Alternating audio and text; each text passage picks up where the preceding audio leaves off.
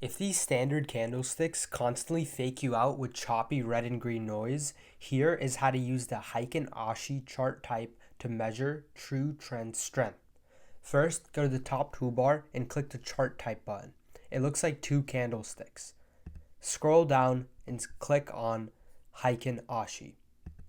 Your chart will instantly transform. Standard candles just show the raw open and close, but Heikin Ashi calculates a mathematical average of the previous candle to paint the current one. Now you might be wondering, why does this all matter? It matters because it completely filters out intraday market noise. If an underlying uptrend is super strong, Heikin Ashi will print a continuous wall of green candles with no lower wicks, even if there are minor red pullbacks on the standard chart. It stops you from visually panicking during normal market fluctuations. Just remember, the price on a Heikin Ashi candle is a mathematical average, so always check the y-axis for the actual live trading price before you execute a trade. Have a great day, guys.